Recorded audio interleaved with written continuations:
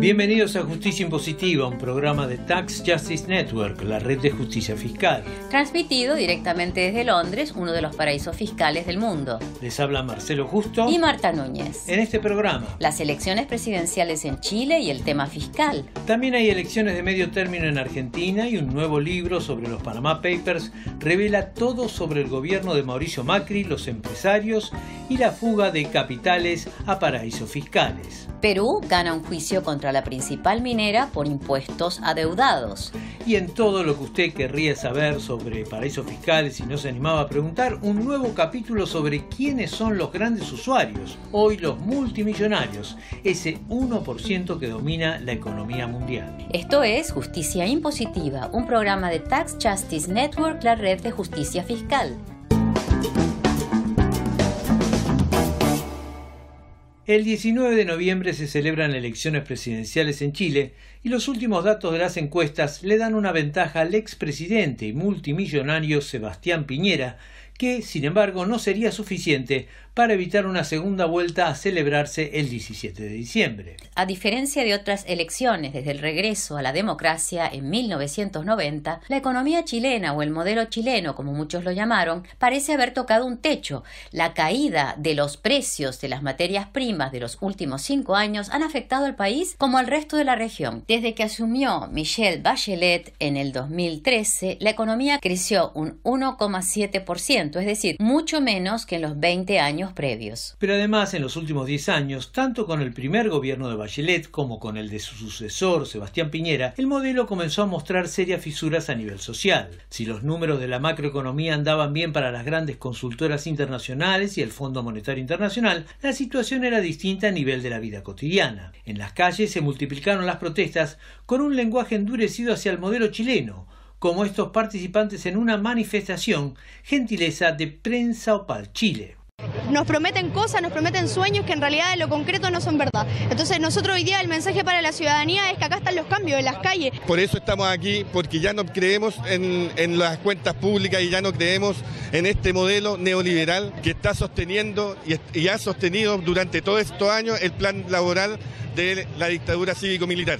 Las protestas por el costo de la educación, por las jubilaciones de las administradoras privadas del sistema jubilatorio, por la insatisfacción con la prestación sanitaria, ocupan hoy un lugar importante en el debate público de la sociedad. La combinación de estos dos factores, menor crecimiento económico y mayor reclamo social, ha puesto en jaque uno de los pilares del modelo. Con el retorno a la democracia, el segundo gobierno de la Concertación, presidido por el socialista Ricardo Lagos, había instaurado la regla del balance estructural de las cuentas del Estado, que en el 2006 se convirtió con el primer gobierno de Michelle Bachelet en la Ley de Responsabilidad Fiscal. La clave de esta ley es que los ingresos del principal producto de exportación chileno, el cobre, sirvan para tener un fondo anticíclico que se pueda invertir cuando llegan las vacas flacas. Mientras la economía crecía, fue relativamente fácil de cumplir esta ley porque el aumento del Producto Interno Bruto era mayor que el del gasto y permitía financiar programas sociales y de infraestructura. Pero con la caída del precio del cobre en los últimos 5 años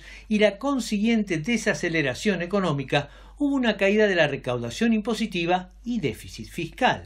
En el 2016, el año cerró con un déficit fiscal del 2,7%. En julio de este 2017, la agencia Standard & Poor's bajó la calificación crediticia chilena por el deterioro de las cuentas fiscales. Las tasas serán ahora más caras para los préstamos y eso afectará a la inversión pública y privada, justo en un momento en el que las demandas sociales vienen en aumento. Justicia Impositiva le preguntó a Iván Weissman del sitio web El Mostrador, referente obligado de la política en Chile, si con este complejo cuadro fiscal y social se puede decir que el modelo chileno está en crisis. Creo que decir crisis es un poco fuerte. Ha sido un gran debate, una gran mayoría pedía ajustes al modelo. Quería que el modelo le diera no solo un colegio y una universidad con ventanas, con calefacción, con agua, con luz, pero también con buena calidad y que no fuese tan cara, que la salud, que bueno, todos estos temas que son demandas sociales legítimas de un país que llegó a ser lo que definen como un país de ingreso medio. En lo que sí en Chile es que no hay una crisis del modelo, pero sí hay un cuestionamiento de un modelo que había dicho que todo lo público, todo lo estatal era malo y que todo lo privado era bueno. Y esa parte creo que la gente sí se hastió, esa parte se agotó. A principios de octubre, el gobierno de Bachelet presentó un presupuesto que generó bastante revuelo porque aumentó el gasto público al 3,9%, casi un punto más de lo que calculaban los mercados. En Chile, como en otros lugares, los mercados señalan que cuando hay déficit fiscal hay que cortar el gasto. Pero según le indicó a Justicia Impositiva el profesor emérito de la Universidad de Cambridge y académico de la Universidad de Santiago, USACH, Gabriel Palma, el problema es un sistema tributario que recauda muy poco por su extrema inequidad. La estructura tributaria chilena, primero, es muy baja para el nivel de ingreso por habitante que tiene Chile. Si uno mira los países de nivel de ingreso parecido chileno, todos tienen ingresos tributarios más altos. Segundo, es regresiva. Y tercero, depende de la inestabilidad de los precios de los commodities, lo cual lo hace muy inestable. En Chile se generan estructuras tributarias que en el papel no son tan regresivas como en la práctica, porque se dejan tantas formas de eludir, no de evadir, sino de eludir impuestos. Esto es que no se paga impuesto en forma legal si se hacen una gama increíble de trampas en el camino. La CEPAL tiene un estudio tributario muy interesante hace un par de años que muestra que en Chile el impuesto a la renta en ese minuto solo recaudaba la mitad de lo que debería recaudar. En otras palabras, una cosa es la recaudación en el papel y otra en la práctica, una vez que se descuentan todas las exenciones impositivas y otros beneficios para las grandes empresas y fortunas del país. A pesar de esto, la propuesta del principal candidato, Sebastián Piñera, es rebajar los impuestos corporativos y de las grandes fortunas con el objetivo de estimular la inversión y, a través de la presunta mayor actividad económica que esta inversión generaría, recuperar el equilibrio fiscal. Hay dos candidatos con chances en las elecciones. Alejandro Guiller, por Nueva Mayoría, es el candidato más al centro y no ha sido muy explícito sobre su política tributaria. Beatriz Sánchez, por el Frente Amplio, una coalición más a la izquierda, tiene iniciativas más fuertes de intervención estatal para la economía y para lidiar con el déficit. Un tema central de cualquier política tributaria en Chile y en América Latina debería ser el de las regalías o royalties de los recursos primarios no renovables. Un maravilloso ejemplo de la historia chilena. En el siglo XIX, el presidente chileno José Manuel Balmaceda le cobró a las empresas británicas que explotaban el salitre chileno 1/3 del valor de exportación en términos de regalías, para así impulsar el desarrollo económico. Y con estos ingresos, Balmaceda pudo quintuplicar la inversión en salud, sextuplicó la inversión en educación, desarrolló el transporte y la infraestructura, pero el atrevimiento le costó caro y terminó en un alzamiento en su contra, con, según algunos historiadores, apoyo del Imperio Británico y de las empresas del salitre, en un hecho que tiene un eco escalofriante con lo sucedido con Salvador Allende en 1973. Balmaceda se quitó la vida en 1891 antes que entregarse a las fuerzas rebeldes. Pero el problema que planteaba Balmaceda no ha muerto. La pregunta es la misma. ¿Cómo le puede sacar a un país el máximo provecho a un recurso que no es renovable o que, con el tiempo, puede ser sustituido por otro? Según Gabriel Palma, el regreso a la democracia tras la larga dictadura de Augusto Pinochet no produjo la respuesta. No hay un royalty a los recursos naturales, porque lo existe es una mentira. El gobierno de Ricardo Lagos, con el que entonces era ministro de Hacienda, que es hoy día otra vez ministro de Hacienda, e Izaguirre, inventaron un sistema que llamaron royalty, que su recaudación neta es probablemente cero, la bruta es menos de 2% de la utilidad de las mineras, y la neta es probablemente cero, porque para que las mineras no reclamaran por ese 2%, le dieron otra granjería tributaria que en el fondo hacía la suma cero. En Chile, las empresas extranjeras mineras sacaron de Chile durante el superciclo 120.000 millones de dólares de utilidades. 120.000 millones de dólares de utilidades. En cualquier país del mundo con un mínimo grado de civilización, incluido el país de la casa matriz de las dos más grandes mineras extranjeras, que es Australia, Australia, un país altamente de derecha, le puso un royalty muy fuerte a las empresas mineras que operan en Australia. Australia, que son precisamente las mismas. Estas mineras han tenido una rentabilidad equivalente al 100% de su capital año a año desde que se han instalado en Chile. Esto es, sacan año a año el total de la inversión que han hecho desde el día que llegaron a Chile hasta ese día. Gabriel Palma, de la Universidad de Cambridge, académico de la Universidad de Santiago, USACH, en Chile. Esto es Justicia Impositiva, un programa de la Tax Justice Network, la red de justicia fiscal. Y no olviden que pueden seguirnos en Twitter, @J_impositiva. O suscribirse y recibirán nuestro programa mensualmente. Escribir a justiciaimpositiva15@gmail.com.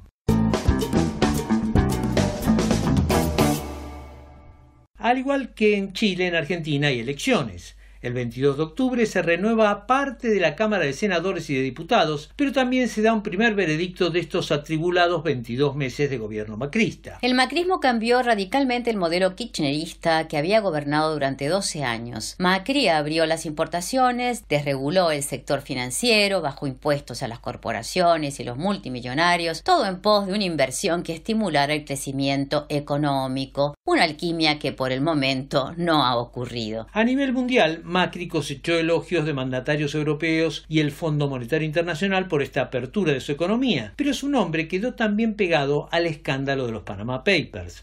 En efecto, en los 11,5 millones de documentos, equivalentes a unos 39.000 libros, que son la base de datos del estudio de abogados de Panamá Mossack Fonseca, aparecían 5 mandatarios en ejercicio. Entre ellos Mauricio Macri. A principios de octubre, es decir, a semanas de las elecciones de medio término, los periodistas de Página 12 Santiago O'Donnell y Tomás Lukin publicaron Argent Papers, marcas de agua, que alborotó un poco más el debate de la campaña electoral. Justicia Impositiva dialogó con ambos. Según Tomás Lukin, la presencia de Mauricio Macri en los Panama Papers simboliza una conducta permanente de la clase empresarial argentina.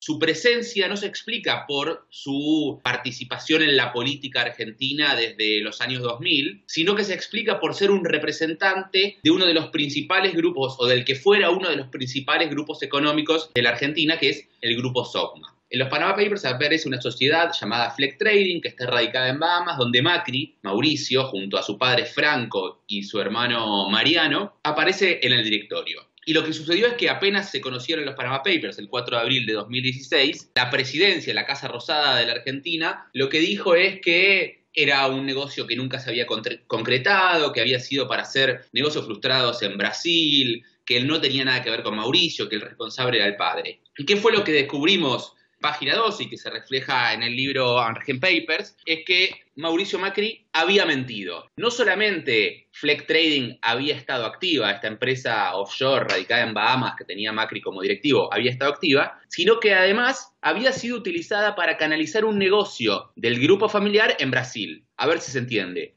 Una gigante empresa de la Argentina, una empresa diversificadísima que tenía presencia desde la producción de galletitas hasta la construcción de obras de infraestructura, creaba para hacer un negocio a 6.000 kilómetros de la Argentina, en San Pablo, una offshore en Bahamas. Había algo ahí que ya a priori no cerraba. Y lo que encontramos fue que no solamente esa empresa había tenido movimientos en Bahamas, sino que había sido utilizada para llevar el negocio de cobranzas electrónicas del grupo a Brasil.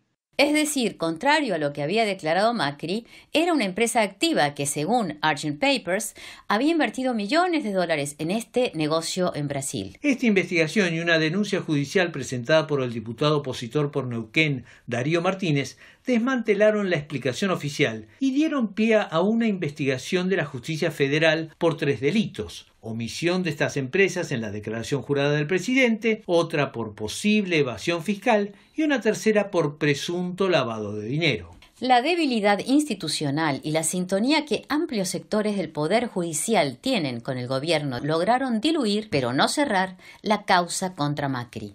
Primero, el juez decidió dejar de lado la investigación por lavado de dinero porque no había elementos suficientes para avanzar en la investigación de este delito. La Cámara Federal ayudó a diluir la investigación al criticarla diciendo que era demasiado amplia. A pesar de eso, la investigación sobre evasión impositiva y falsedad de la declaración jurada siguen en pie. Más allá de estos vaivenes que reflejan la pobreza institucional de Argentina, los Argent Papers revelan que entre el padre de Mauricio Macri, sus hermanos, su tío y otros familiares sumaban 7 empresas offshores en los Panama Papers. Pero esto era apenas la punta del iceberg. Sumando otras bases de datos a los Panama Papers, Tomás Lukin y Santiago O'Donnell identificaron 50 empresas más offshore vinculadas a la familia, a directivos del grupo SOCMA y funcionarios del gobierno de Macri. Las empresas offshore no son ilegales, pero sí es ilegal no declarar los bienes en esas empresas, con lo que se incurre en una potencial falsedad en la declaración jurada de bienes, se incurre también en posible evasión fiscal y en lavado de dinero. Repetimos, no es ilegal tener una empresa offshore, pero según muchos especialistas, raramente tiene un propósito diferente a la evasión fiscal. La misma debilidad institucional que quedó en claro en el caso del presidente de la Nación se reveló en otros funcionarios, como dijo a Justicia Impositiva Santiago O'Donnell, coautor del libro. Algunos de estos casos han dado lugar a investigaciones judiciales que comprometen bastante a la persona, y diría que el caso más claro es el del primo de Macri, Jorge Macri, actual intendente del distrito de Vicente López, donde hay un préstamo que él consigue para unas propiedades en Miami que no están compatibles con el patrimonio que él declara, y también provienen de una fuente, una empresa que está investigada por lavado de dinero.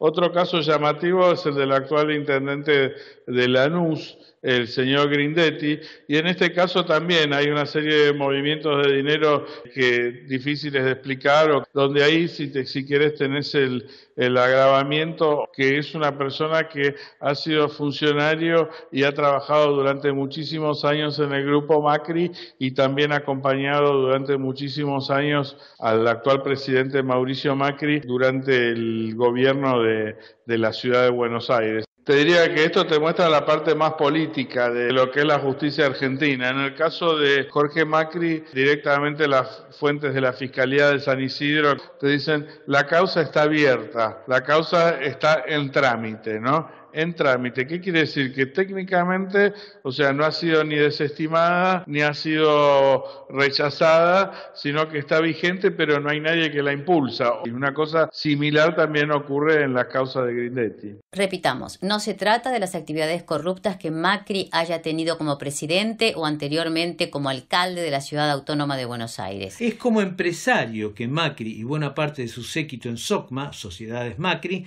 aparecen en los Panama Papers y en otras bases de datos como grandes usuarios de guaridas fiscales. Esta conducta empresaria tiene un impacto muy fuerte en la estructura económica argentina de los últimos 40 años, según dijo a Justicia Impositiva el otro coautor del libro, Tomás Lukin. Lo que encontramos fueron más de 100 sociedades offshore a nombre o controladas, directa o indirectamente, por más de 60 empresarios argentinos. No son empresarios pequeños y medianos de textiles, son los grandes representantes del establishment empresario argentino, que son los responsables de un proceso de fuga sistemática y estructural de capitales a lo largo de los últimos 40 años. Empresarios de los grandes medios, los empresarios productores de alimentos, de los petroleros, de los siderúrgicos, de los empresarios de los negocios del juego, hay de todo. Y en especial en Argentina, con las consecuencias que eso tiene sobre el país. El discurso tradicional y válido lo que dice es que la fuga y la evasión que se canaliza a través del mundo offshore lo que hace es restringir y limitar y socavar la posibilidad de que nuestros países financien inversión pública en hospitales, escuelas,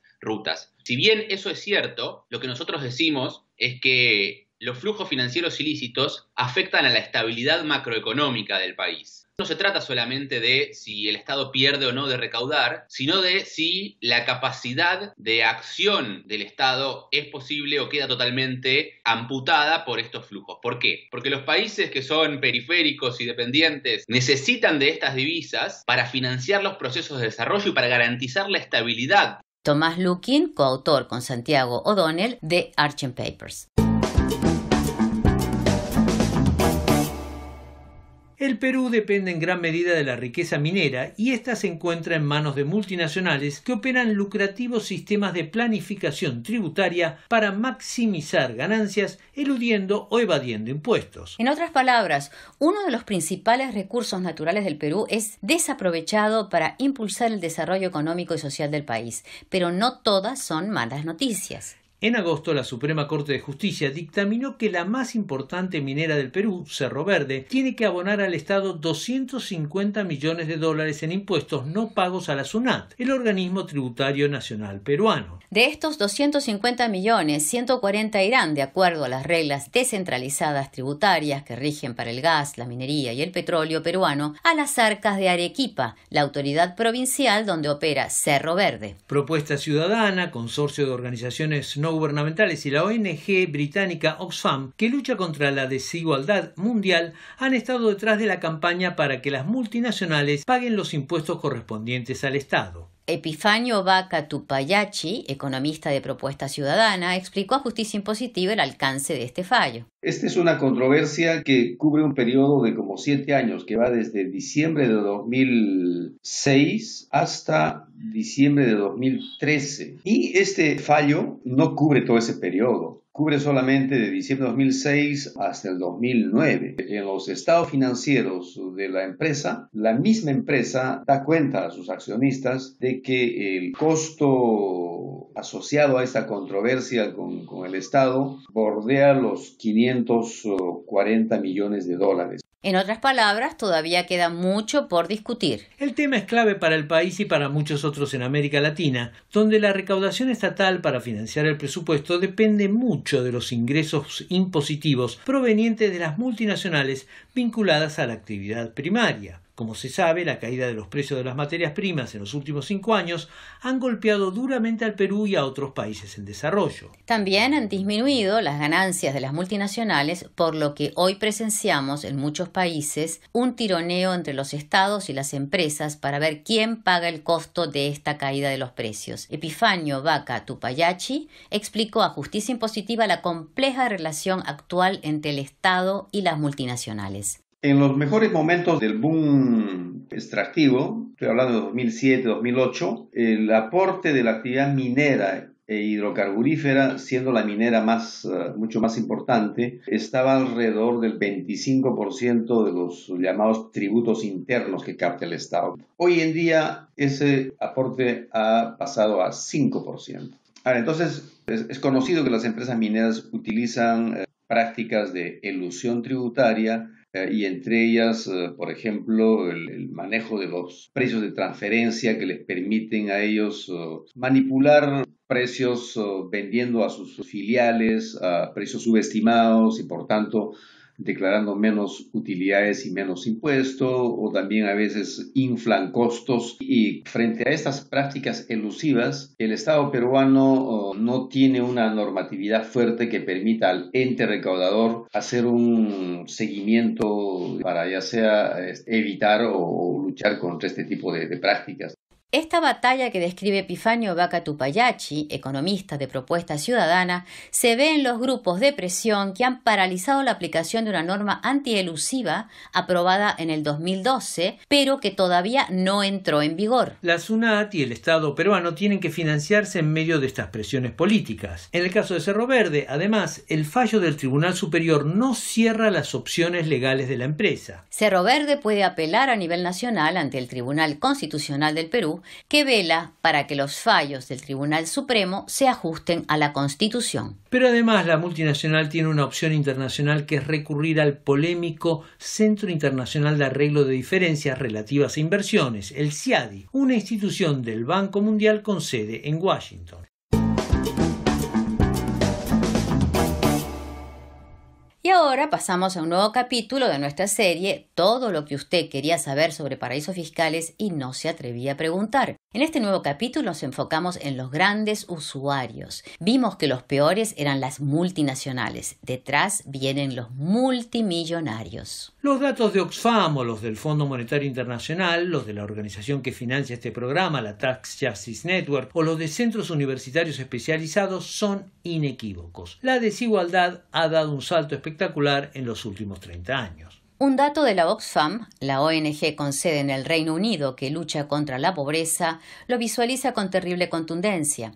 A nivel mundial, 8 personas tienen tanta riqueza como la mitad de la población global. Esta patente desigualdad tiene muchas causas. Las grandes reformas tributarias conservadoras de los años 80, encabezadas por Ronald Reagan y Margaret Thatcher en Estados Unidos y el Reino Unido respectivamente, y por el dictador Augusto Pinochet en Chile, crearon un sistema impositivo regresivo en el que los más ricos pagaban mucho menos impuestos que antes. El agujero en la recaudación se compensó con un aumento de la deuda o un incremento de los impuestos indirectos como el impuesto al consumo, el IVA, que creció mucho en las últimas décadas en todos los países, y también por un desfinanciamiento y deterioro de servicios sociales esenciales como la educación y la salud. A las causas que mencionaba Marcelo para este aumento de la desigualdad se añadió una crucial, la desregulación financiera y la explosión de paraísos fiscales. En efecto, los ricos no solo se les redujo la carga fiscal, sino que además, gracias a la desregulación y el mundo offshore,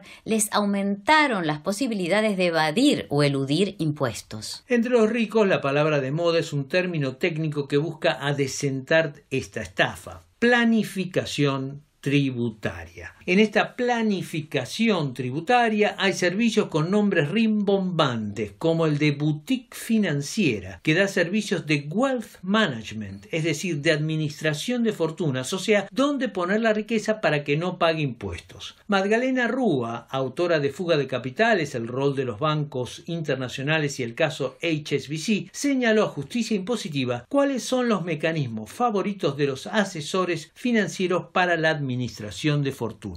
Abrir una cuenta bancaria en el exterior, en una guarida fiscal. Luego, otro paso es la constitución de una sociedad offshore, que es una sociedad fantasma, que en realidad no tiene una actividad económica real, sino que es para encubrir a esta persona física. Para ello existen en estas guaridas fiscales estructuras societarias opacas, o bien también existen prestanombres, por ejemplo, para conformar los directorios de estas sociedades offshore. También se pueden constituir otras estructuras societarias. Además de esta sociedad en Panamá, por ejemplo, se puede crear otra sociedad que sea controlante en Bahamas, y luego se puede crear otra sociedad que sea controlante de esa sociedad en Bahamas, que esté en Islas Vírgenes, por ejemplo, y luego, después de esa sociedad de Islas Vírgenes, ahí sí ubicar a la persona física. Esto se hace con el objetivo de alejar el rastro para lo que son las investigaciones judiciales y administrativas. Y también se pueden constituir un trust, por ejemplo, para lo que son los activos de estas personas físicas, que es como un fideicomiso financiero, que es un contrato donde la persona cede los bienes al trust, y una vez que cede los bienes, la titularidad de los bienes pasa a estar en cabeza del trust, y por lo cual esta persona física no va a tener que tributar por esos bienes que van a ser propiedad de este fideicomiso financiero.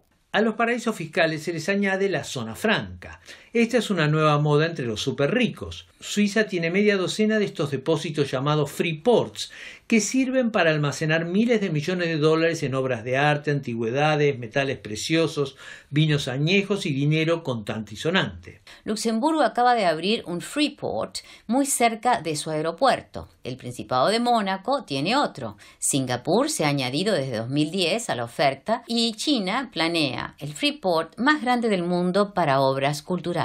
Si uno suma todas estas estrategias de evasión o elusión fiscal, los números son estratosféricos. Ahora bien, estas cifras no entran en el cálculo del coeficiente Gini, que mide la desigualdad entre la gente. Es decir, que la desigualdad es mucho mayor de lo que se muestra, porque mientras la situación patrimonial de la mayoría de la población es escasa y está más o menos a la vista, la situación patrimonial de los ricos es inmensa y gran parte de ella es invisible. En 2011, 3 economistas argentinos, entre los que se encontraba Magdalena Rúa, publicaron un informe en el que incluían la evasión fiscal en el cálculo de la desigualdad que se hace con el famoso índice Gini. El resultado fue que una vez que se contabilizaba el dinero fugado a guaridas fiscales, el índice Gini aumentaba un 0,6%. La pregunta es ¿qué se puede hacer ante esta evasión flagrante? ¿Hay que aceptarla como un hecho natural o hay herramientas para combatirla? Según Magdalena Rúa, hay que abordar el tema tanto a nivel internacional como nacional. Una de las propuestas es la creación de un marco regulatorio internacional, intentando abordar de una manera integral lo que son las prácticas de evasión y las prácticas de elusión fiscal internacional. Pero este marco regulatorio internacional no debe ser abordado en el ámbito de la OCDE, sino en el ámbito de la ONU, que es un espacio de participación más democrático. La OCDE representa principalmente a los intereses de sus países miembros, que son países centrales. A nivel nacional depende también de la voluntad política de cada una de las naciones. A nivel de todos los poderes del Estado se pueden hacer muchísimas cosas. A nivel judicial se pueden crear organismos especializados en criminalidad organizada, por ejemplo. Después, a nivel legislativo hay muchísimo por hacer. Y a nivel administrativo deberían trabajar conjuntamente las distintas unidades de la gestión administrativa para poder combatir la evasión y la elusión internacional. Obviamente necesitan contar con un consenso internacional, o sea, tiene que haber un marco regulatorio internacional. Principalmente debería haber consenso para eliminar las guaridas fiscales, ¿sí? Pero bueno, evidentemente hoy en día no lo hay porque siguen en vigencia las guaridas fiscales. Esa sería la llave maestra: eliminar las guaridas fiscales, eliminar el secreto fiscal y financiero, eliminar las estructuras opacas, pero hay un negocio económico muy importante por detrás. Magdalena Rúa, autora de Fuga de Capitales, el rol de los bancos internacionales y el caso HSBC. Esto es Justicia Impositiva, un programa de la Tax Justice Network, la red de justicia fiscal. No olviden que pueden seguirnos en Twitter, @J_impositiva. O suscribirse y recibirán nuestro programa mensualmente. Escribir a justiciaimpositiva15@gmail.com. Y preguntándonos todavía junto a los argentinos y las argentinas, ¿dónde está Santiago Maldonado? Los saludan cordialmente desde Londres Marcelo Justo y Marta Núñez.